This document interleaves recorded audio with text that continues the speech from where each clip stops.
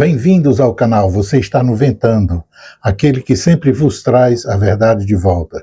Eu sou Valdíleme e nós estamos aqui para o nosso bate-papo mais uma vez sobre geopolítica, né? Uma tentativa de compreender os eventos que estão a ocorrer tanto no Oriente Médio quanto ali na Europa. E, de certa forma, perceber as influências que ocorrem no mundão do Império, vamos dizer, hegemônico ocidental, que já não é mais hegemônico como outro dia. Beleza? Se você estiver vindo aqui pela primeira vez, eu vou te convidar para você fazer uma assinalação na sinetinha, fazer sua inscrição, aproveitar a oportunidade para comentar sobre o trabalho que a gente faz neste canal, ver outros vídeos e distribuir para os seus conhecidos, amigos, colegas de escola, de trabalho, para permitir que esse canal e o trabalho que a gente faz aqui seja, de certa forma, visualizado por mais pessoas, né? Vamos tentar ajudar mais gente na compreensão da realidade que nos cerca. Beleza? Pois bem, vamos começar com o nosso velho método de colocar alguns fatos atualizados para que a gente possa dialogar e compreender a realidade. Mais uma vez eu volto a informar que esses fatos eles são buscados de fontes um pouco mais fidedignas, né? Não se trata pura e simplesmente dos centros de propaganda sionista do mundo ocidental ou do império hegemônico. Beleza? Portanto, são fatos que a gente trabalha com eles e a partir deles a gente pode construir alguma análise. Bom, começando pela Europa, né? O russo, ao receber, a gente sabe que está ocorrendo, termina amanhã, o Fórum Econômico Internacional da cidade de São Petersburgo, na Rússia, e o que ocorre? De certa forma, houve uma surpresa, vamos dizer assim, o russo foi surpreendido com uma cartinha colocada na página do serviço de comunicação da presidência ucraniana, uma carta do Zé Ruela, do Zelensky, informando da disponibilidade dele de se encontrar com o urso para tratar da situação de paz, do acordo, do cessar-fogo, ou de um tratado, alguma coisa que dê segurança a ambas as partes e termine o conflito ali na Europa, né? Isso é fruto exatamente do saco furado, né? O saco vazio, né? Os recursos já não vêm mais como vinha, já não tem mais. A Europa não tem mais tanto recurso para dispor, para colocar ali naquele buraco sem fundo. E os americanos, o Gorbachev, resolveu também dar uma furada de campo nesse negócio, porque ele também está com os problemas dele, inclusive com fragilidade na chamada logística de guerra, na situação ali do Golfo Pérsico. Então não tem muito recurso, tanto econômico, financeiro, quanto recursos de logística para a guerra. E isso fez o Zelensky, Zé Ruela, depois desses últimos impactos das medidas do urso, os últimos bombardeios, de certa forma, sistêmico, como ele mesmo informou, o Zelensky fez essa carta, disponibilizou na página da presidência da República Ucraniana, e o urso deu a resposta hoje. Ele disse que primeiro, o porta-voz da Rússia disse que ele podia visitar Moscou quando quisesse, não estava proibido de visitar Moscou, e que seria recebido pelo presidente Putin. Já o Putin, quando soube dessa história hoje, disse, não, ele só vai se encontrar, ele pode até se encontrar com Zé Ruela, mas só depois que as definições, os acordos, vamos dizer, as determinações que ele já deu para iniciar a negociação de paz sejam cumpridas pela parte ucraniana. Ou seja, envolver-se na situação da rendição, retirar as tropas de dentro do Donbás, ainda do trecho do Donbás, que está ocupado com tropas russas, e aí depois vão pensar que ele pode se encontrar com Zé Ruela. Só que é o seguinte, o porta-voz russo disse que na hora que ele quiser vir para Moscou, pode vir. É doido que vai fazer em Moscou, né? Já é por aí. Outra coisa também importante, e isso é importante para a gente compreender, vamos dizer, o passo seguinte da construção da multipolaridade, né? Os passos que que a humanidade está dando, que os atores principais estão dando,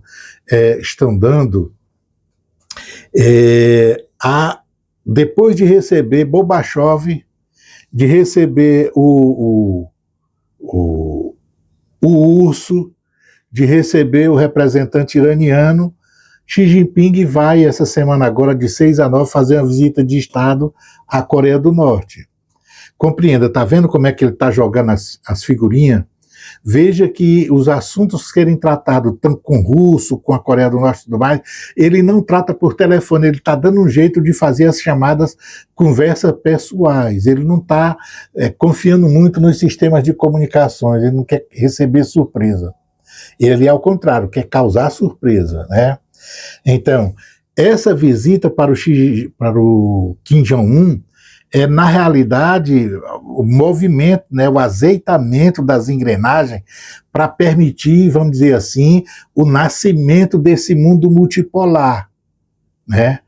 Não é só uma coisa multilateral, é um mundo multipolar. Esse é mais um passo da caminhada que está sendo dado pelo China, pelo Dragão. Bom, como sempre, o que a gente precisa informar agora sobre a guerra lá no Oriente Médio, Israel continua sem respeitar, vamos dizer assim, o cessar-fogo. Nessa madrugada de hoje, voltou a bombardear, chegou a assassinar 8 pessoas, e tem inclusive vítimas, que é soldado de paz da ONU, sérvio, acho que sérvio, que foi morto com situação de bala perdida, de bombardeio errado e tal, mas de forma que Israel continua sendo o grande problema vamos dizer assim, do cessar-fogo ter eficácia, ser efetivo, né? Então, de certa forma, por conta disso, o Irã está praticamente deixando mesa de negociação. A coisa está parada em nível de negociação. Em relação à negociação, o cessar-fogo não está tendo utilidade nenhuma. O cessar-fogo ele só estacionou a guerra. Porque Gorbachev agora não sabe o que fazer, não sabe que saída dá para o problema que ele inventou junto com o Bibi doidão.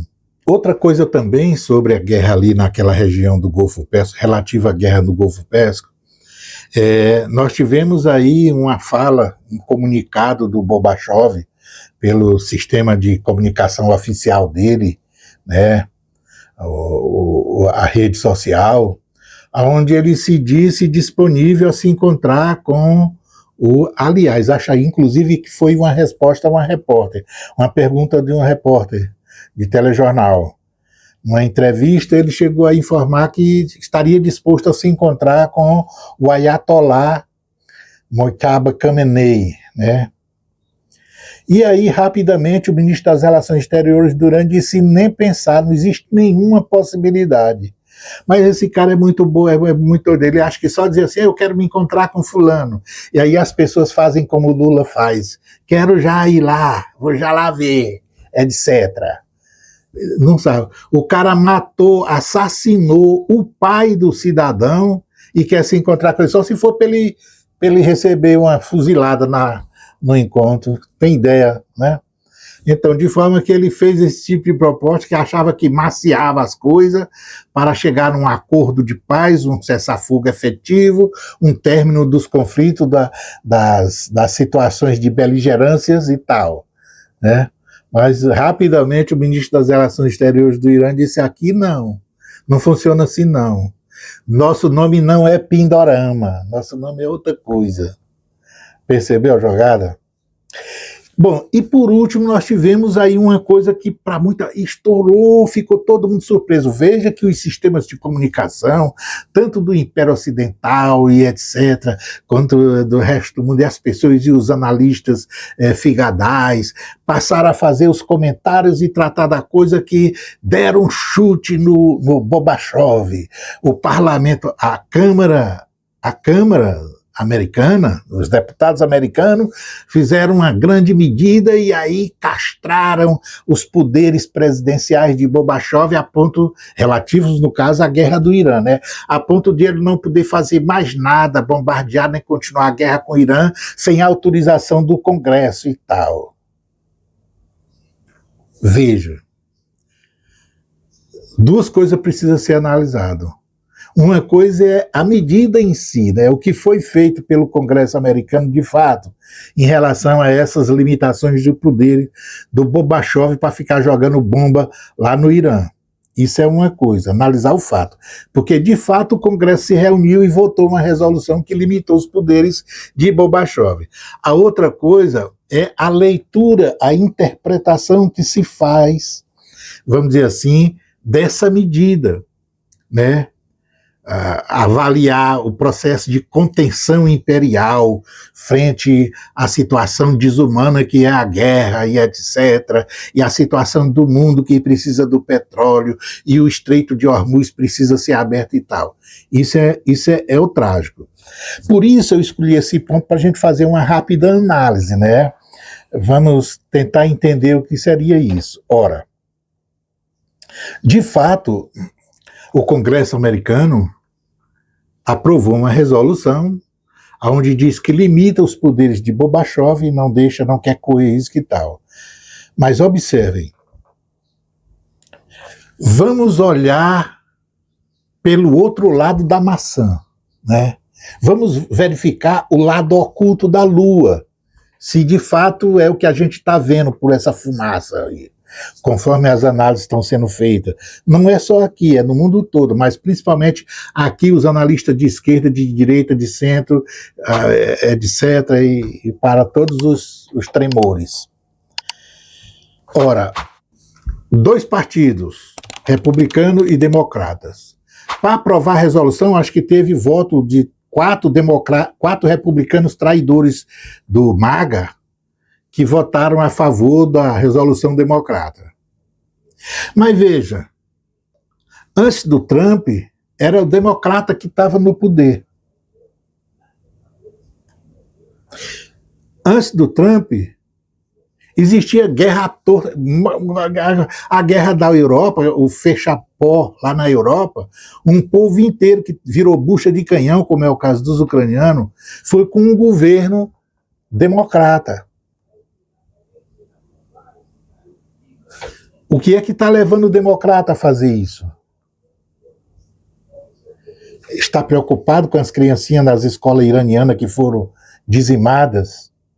Está preocupado com a Suécia? Não, que a Suécia tem o seu petróleozinho moído lá. Mas está preocupado com a França? Está preocupado com o Japão? Está preocupado com as Filipinas? A ilha de Cuba, porque falta petróleo, precisa abrir o Estreito de Hormuz para passar. Está preocupado com a economia do mundo fora das fronteiras dos Estados Unidos? É essa a preocupação dos democratas? São dois partidos, mas por que será que todos é como se fossem um?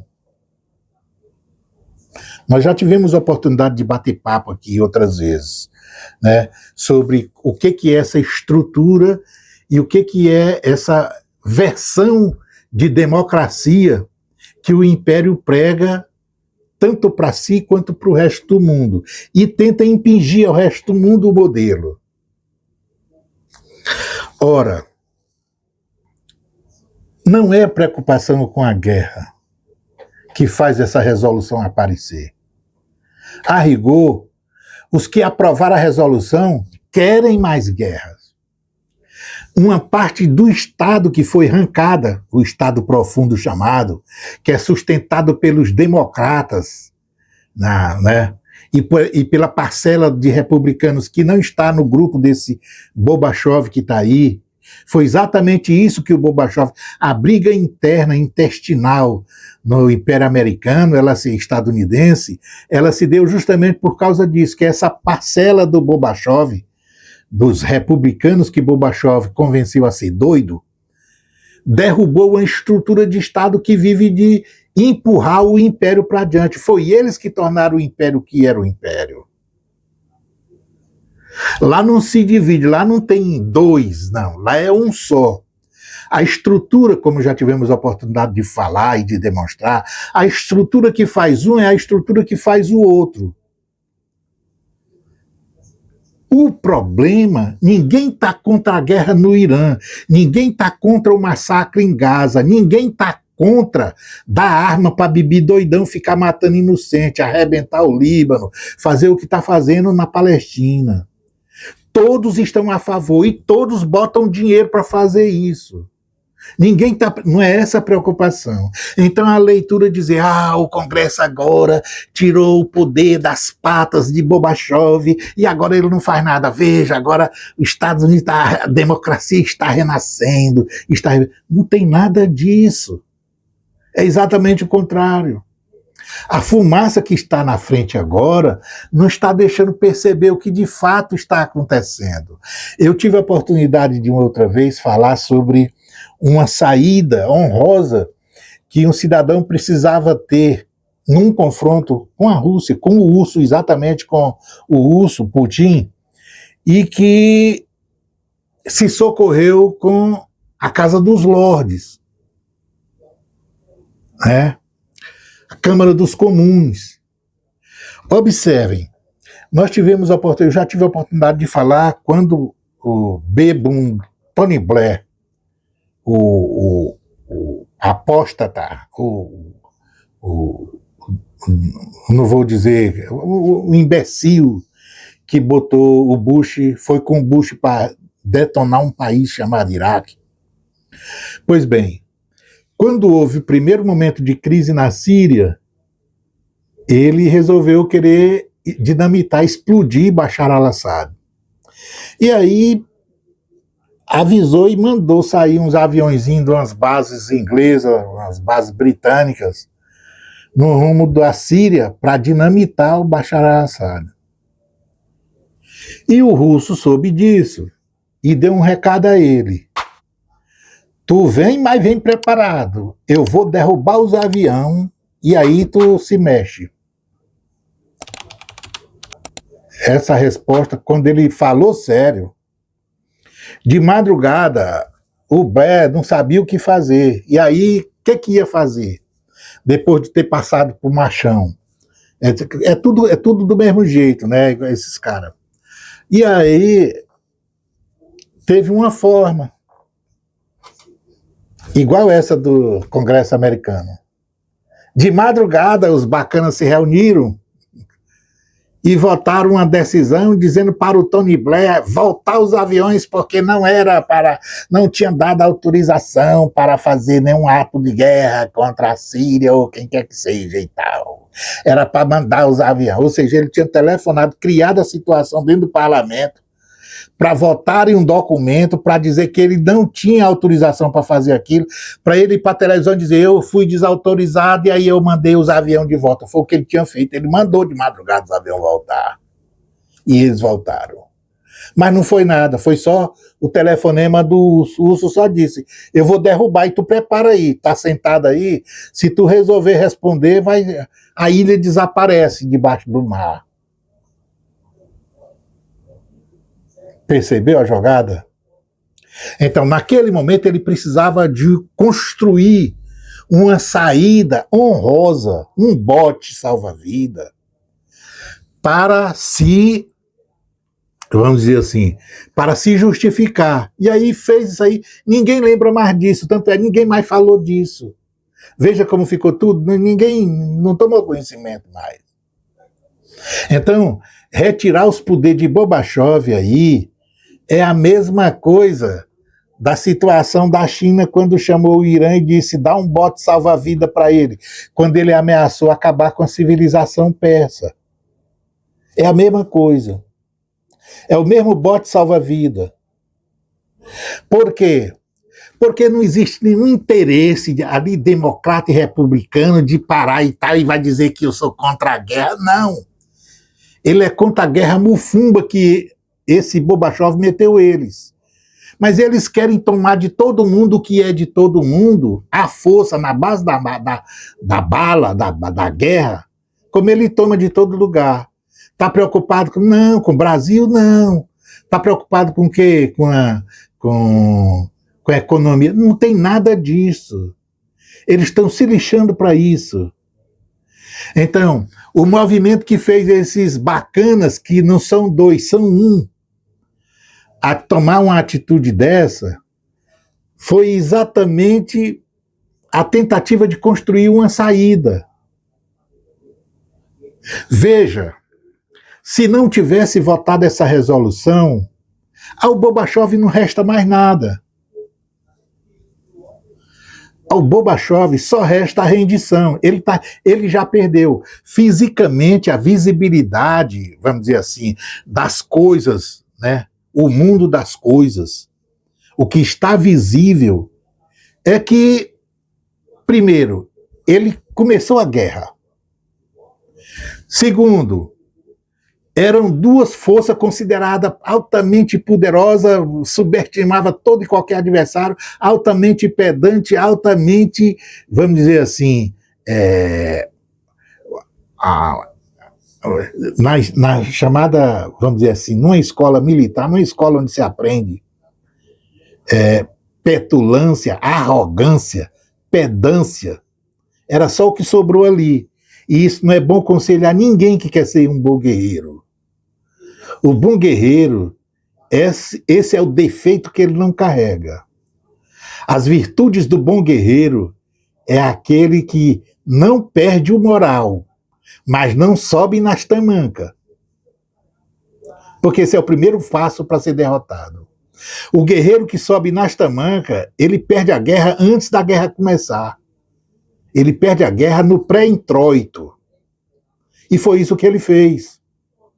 Veja que ninguém, antes desse ataque, antes de 28 de fevereiro, quem era o imbecil, o doido, o alienado, o bicho de outro planeta, que chegava e fazia uma análise dizendo que o Irã derrotou os dois juntos, em 4 dias. Quem é que faria uma análise dessa? Olha, eu cheguei a fazer, mas esquece eu, porque eu sou uma besta. Dentro da fronteira estadunidense, ninguém, nem republicano, nem democrata, ninguém fazia uma leitura dessa. Ninguém. Nenhum deles imaginava isso, acreditava numa coisa dessa. É só ver o sistema de comunicação, de informações deles. As informações que foram construídas para iniciar essa guerra malfadada. Então, ninguém imaginava uma coisa dessa. Mas olha o que aconteceu. No 4º dia, eu já dizia, perdeu. No 4º dia, qualquer analista sensato que olhasse o mundo das coisas, o mundo real, o mundo fenomênico, como diz Kant, chegaria à conclusão de que eles tinham perdido a guerra. A situação em que se colocaram, eles se colocaram sem as calças e em posição daquela forma. Estavam sem as calças e naquela posição. Não tinha nenhuma possibilidade de ganhar nada. Aí eu disse, opta pelo empate, sai daí e inventa um tal de empate. Mas não foi o que entenderam que devia ser feito. Percebeu? Então, nada muda isso aí. Então, essa resolução, ela é importante para o Irã, ela é importante para quem agora? Para a Rússia, ela é importante para a China? Coisa nenhuma. Para o Irã não tem nenhuma importância. O mundo real já se consolidou. O Irã venceu e o Império perdeu, junto com o bobão sionista. Essa é a realidade das coisas. Então, a leitura tem que ser feita aí, se não mudava a realidade das coisas, por que a resolução foi aprovada? Percebeu o que eu estou querendo chegar? Bom, a realidade já não mudava mais, não muda. O que ele tem que fazer é recolher, vir para trás, se sujeitar à autoridade do Irã no Estreito de Hormuz, retirar as bases, como eu vinha dizendo, de dentro da Península Arábica, sair daqueles arredor, deixar Israel, deixar o Bibi doidão se resolver do jeito que quiser e voltar para trás e tal. Essa é a coisa.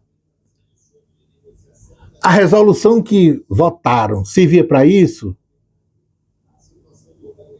Não, não é a resolução que vai obrigar isso. Vai obrigar isso é a realidade, é o mundo real. É o mundo das coisas que vai obrigar esse comportamento. Não é essa medidinha. Então, se a medida é inócua, se ela não tem nenhuma utilidade, se ela não muda nada, se ela não constrói nada, por que ela foi aprovada? Não é uma boa pergunta isso? Afinal de contas, que tipo de analista nós somos quando nós entendemos que algumas coisas vêm para o mundo real sem ter a necessidade, ou seja, sem o conceito da necessidade ou sem o cumprimento, um objetivo a ser cumprido, sem nenhuma razão de ser, a coisa aparece. Percebe? Então, a análise que se sustenta numa coisa que aparece no mundo real, que não tem nenhuma, vamos dizer, nenhum objetivo, nenhuma utilidade, não se submete a nenhuma, vamos dizer, a realizar nada no mundo real, essa variável pode ser descartada numa análise. Percebeu o que eu estou querendo dizer? Eu estou dizendo, olha, a resolução que foi aprovada, está todo mundo achando que a coisa vai mudar por isso aí? Não. E outra coisa, quando perder a guerra, quando Gorbachev perder a eleição, quem entrar no lugar dele é pior do que ele, não é melhor. Porque vai pegar o império numa situação ainda pior do que a que ele pegou. À medida que o tempo vai passar, as coisas vão passando agora, porque o império iniciou o caminho da morte. O império iniciou um processo de decência, né? Ele está num processo de ladeira abaixo. Esse é o processo. Então, à medida, veja, o porta-aviões Gerald Ford vai passar um ano só para refazer, consertar umas besteirinhas dos pipocos que levou nessa brincadeira. Antigamente, o porta-aviões é um instrumento, um símbolo do poder imperial americano, porque era a chamada Manus Longa. Era onde ele ia e dizia, chegar na vizinhança de qualquer lugar, qualquer um que recebesse um porta-aviões americano nas suas costas, no seu litoral, às suas proximidades, já imaginava que o mundo aqui, tudo acabou, que houve a desordenação da realidade. Porque aquilo era o símbolo do poder imperial, hegemônico, submetendo os outros. Veja, essa guerra transformou essas figuras, esses objetos, estes elementos de demonstração de poder, de potência, em verdadeiro lixo, em verdadeira... Porque agora o cara com um lançador de míssil no ombro arrebenta um casco dele, afunda um carro desse. Entendeu a coisa? Essa guerra foi simplesmente a guerra que mudou o conceito de como se vai fazer guerra agora, de como o poder se apresenta. O chamado, vamos dizer assim, o F-35, que era o avião invisível, que tal, e era coisa do outro mundo. As guerras de Israel, que era só jogando bomba, não descia para ir no chão, só acabava com tudo lá. Está lá no Líbano, está jogando as bombas, só a nave aérea dele jogando as bombas, e no chão estão sendo mutilados. No chão estão sendo exterminados. Percebe? Então, a guerra mudou. Eu dei o exemplo do porta-aviões para dizer o seguinte: as bases, esses símbolos de poder extensivo fora da sua área física, distante milhares de quilômetros do seu próprio território, essa demonstração, essa extensão do braço imperial, está sendo toda ela puxada para trás. O império está encolhendo.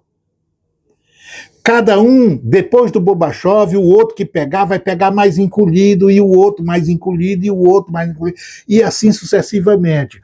Porque à medida que o tempo for passando, o sistema de monetização e de financiarização do mundo que a gente conheceu até ontem, ele vai simplesmente sendo substituído, ele vai estar sendo tirado do meio.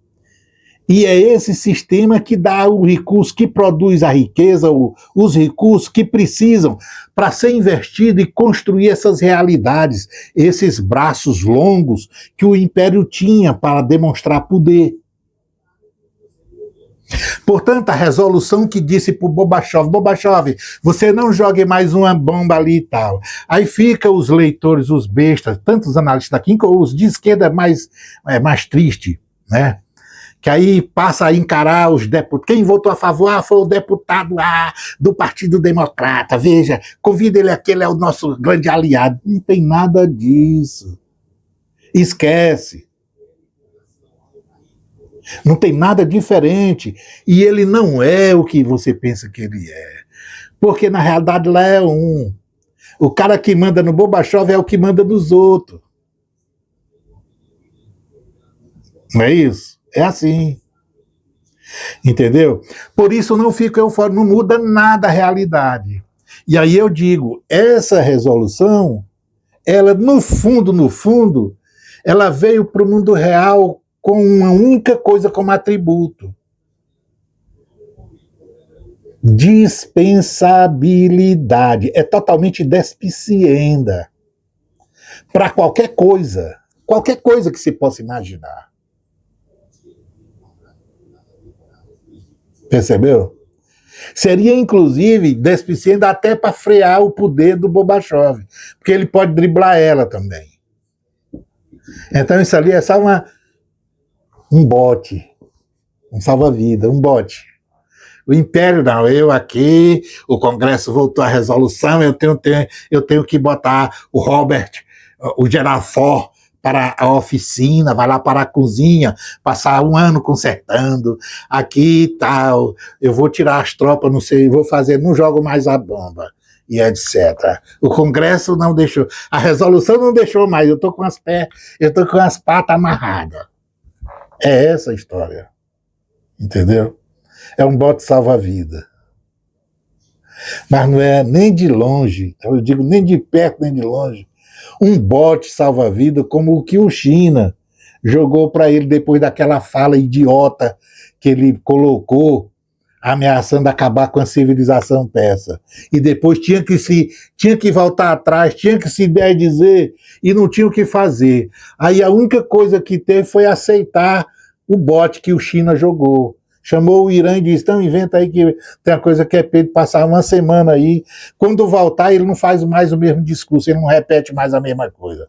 Quando acabar o prazo, aí ele ficou só replicando o prazo, aumentando o prazo, bota outro prazo, aumenta outro prazo e tudo mais, e nada muda. Percebeu a jogada? Era só um bote salva-vida. Igualzinho essa resolução aí. Igualzinho a resolução lá, o puxa-saco, a babaquice do Tony Baba-Ovo. Entendeu a jogada? Precisa disso, essas pessoas. Né? Pois bem, pois eu vou ficando por aqui, vocês façam a gentileza de assinalar a sinetinha, fazer sua inscrição, distribuir para todo mundo aí que vocês acham que merece, quem vocês têm raiva, né? Seus adversários. E também escuta um pouquinho do W Pueblo, beleza? Abraço.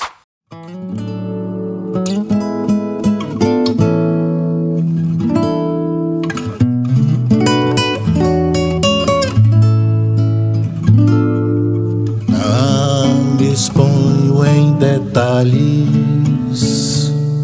mas em síntese. Sei do muro, sei do asfalto, trago a soberba do planalto, carrego a humildade da planície. Sou desprovido da alegria, sem os sintomas do triste. Se o belo é essência da poesia, era o feio da dor que ela existe. Se a vida é órfã da velhice, sou uma eterna tolice. Cala chakra, decifra meu cálice. Sou desprovido da alegria, sem os sintomas do triste.